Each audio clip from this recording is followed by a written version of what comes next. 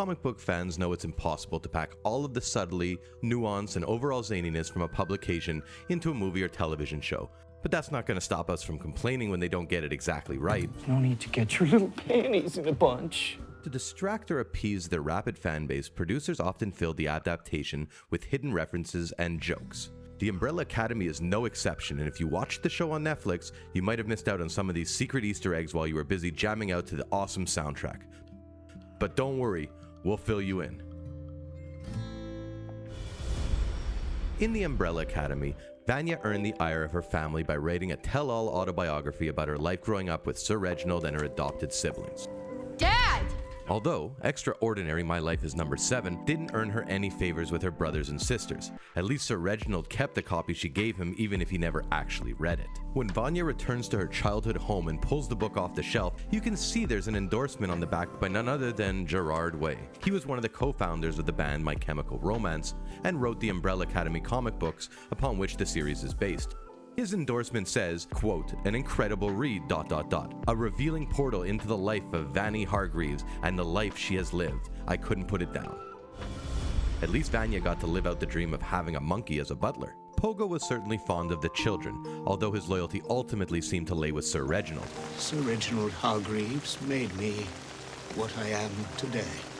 When the children gathered together at the house following Sir Reginald's passing, Pogo talks about the time when their brother Five disappeared. He says Vanya would leave out peanut butter and marshmallow sandwiches in case her brother returned feeling peckish. I'm pretty sure I stepped in half those peanut butter and marshmallow sandwiches. When Five eventually does return home, the first thing he does is fix himself a peanut butter and marshmallow sandwich. Apparently they don't have marshmallow fluff in the future in this fictional universe.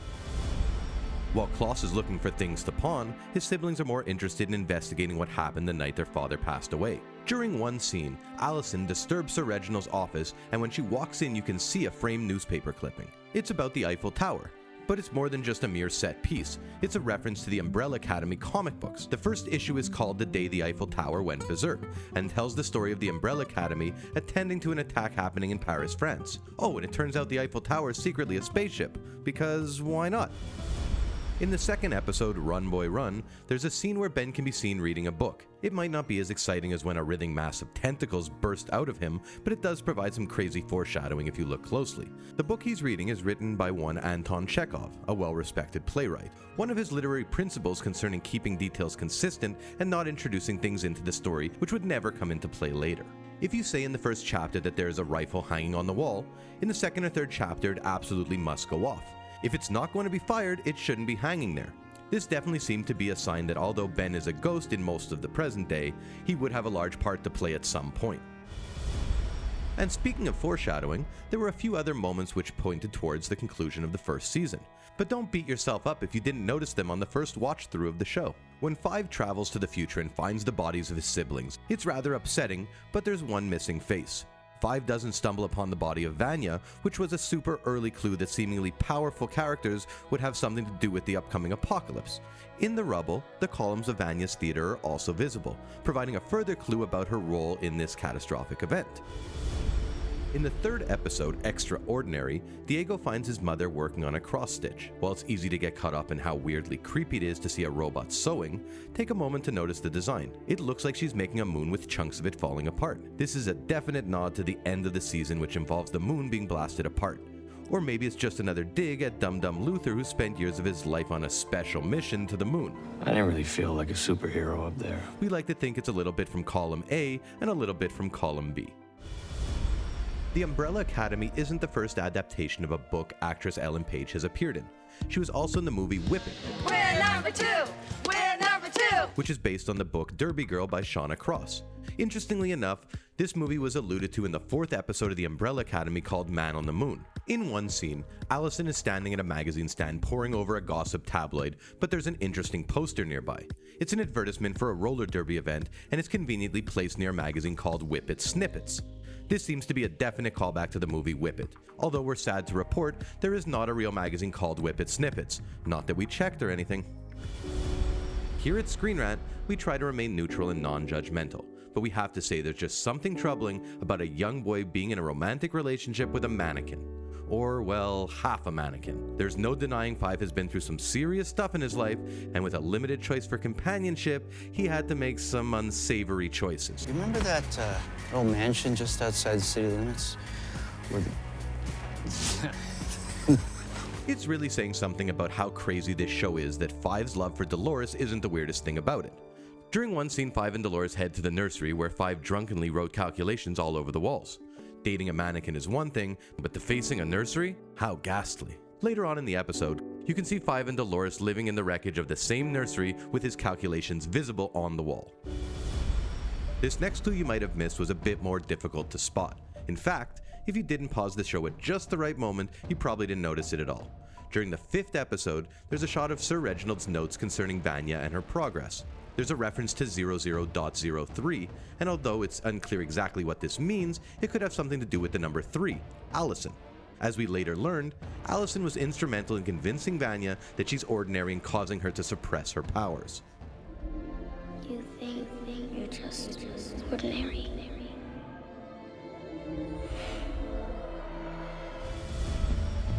The relationship between Five and Dolores is pretty weird, but so is the relationship between Allison and Luther. Is that what you think this is? I think there's a reason why you never left. On the one hand, you know that they're not biologically related to one another, and they didn't exactly have a traditional upbringing. On the other hand, they were raised as siblings, so this will they won't they between them is still kinda icky. You look great. When they finally get to have their fantasy dance sequence, it's filled with twinkling lights. These look similar to the lights they had in their secret blanket fort back when they were just a couple of kids. It's as romantic as the love between two adopted siblings, one of whom is mostly made up of gorilla space, can be. During the episode 6, The Day That Wasn't, there's a scene where we see Five making a daring escape from the commission. I do owe a debt. But it's not to you. But first, he takes a detour to the briefcase room in order to cause some last-minute mayhem.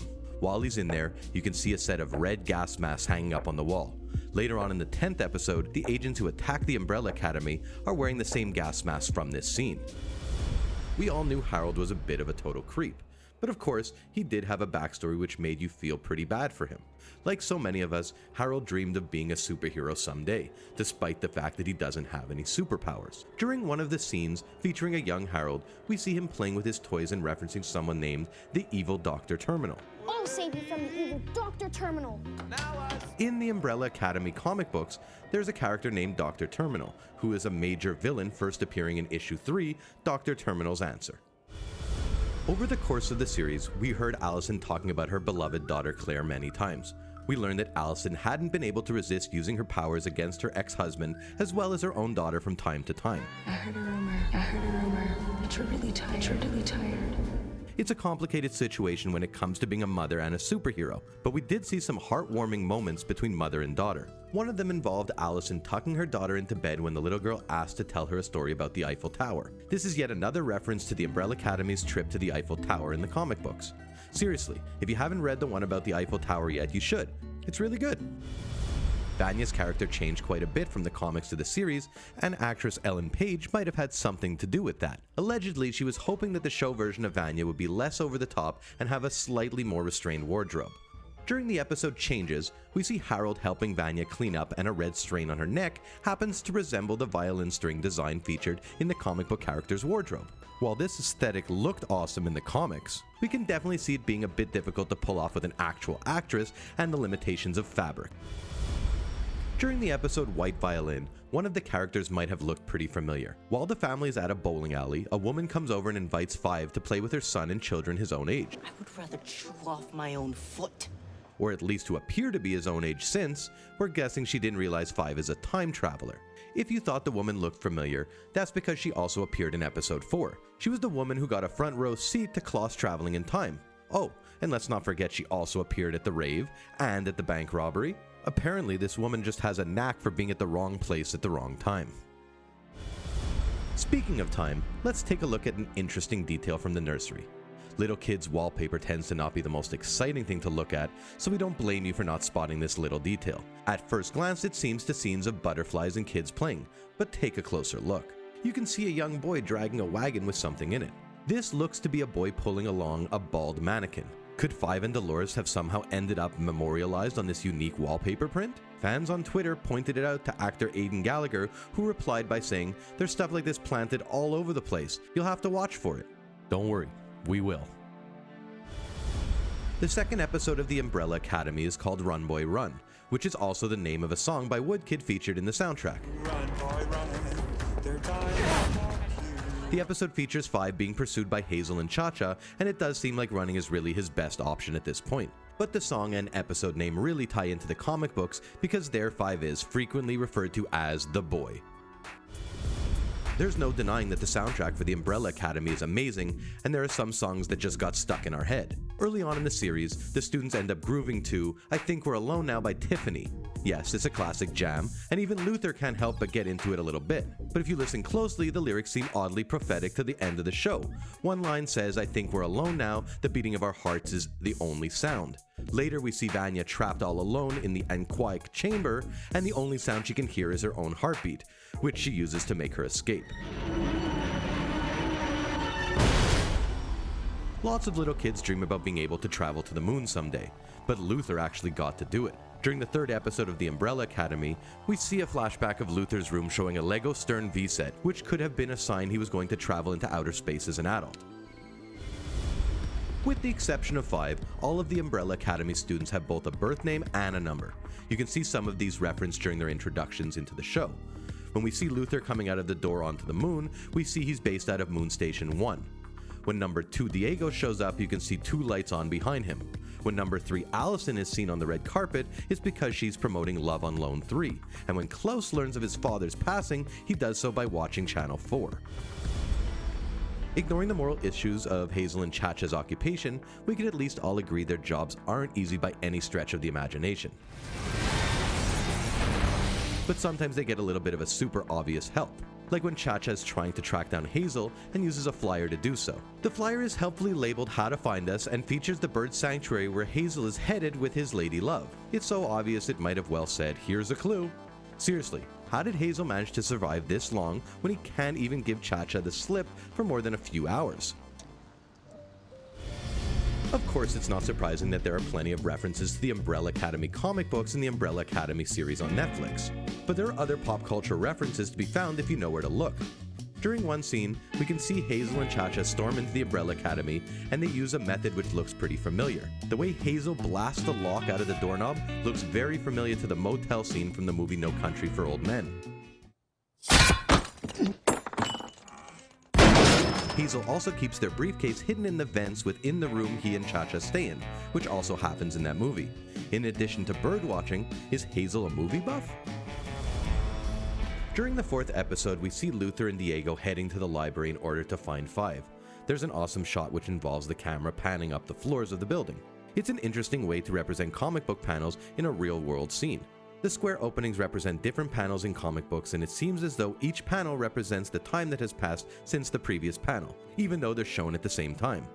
Next time you see the camera moving up the floors in the building, make sure you take a closer look or two. This is definitely one of those awesome details you could easily miss if you didn't know what you're looking for. During the fifth episode of The Umbrella Academy, we see Five and Dolores walking through the post-apocalyptic future. Now, there's a lot to look at here considering the world is in absolute shambles. But amongst the wreckage, something sticks out as being unusual, even in the context of the wasteland Five and Dolores are in. The power lines are all bent in a strange way, and we wonder what could have happened to cause such a thing. But later on we learn the answer to that when we see Vanya use her powers to move light posts prior to the apocalypse. Vanya, what?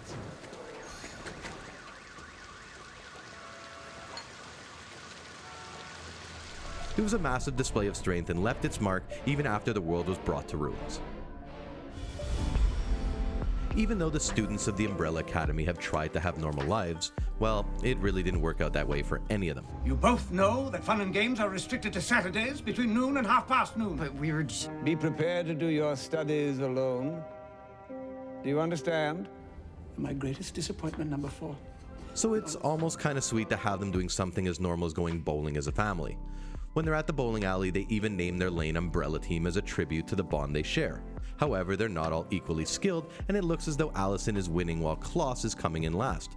Maybe she just heard a rumor that she's awesome at bowling. We filled you in on 25 things you probably didn't notice the first time you watched The Umbrella Academy, but we know there are more out there. Did you spot anything we might have missed while we were binge watching the series? If so, share it with us in the comments section, and then click on the subscribe button to get access to more of the latest and greatest videos from us here at ScreenRant. Thanks for watching, and we'll see you again next time.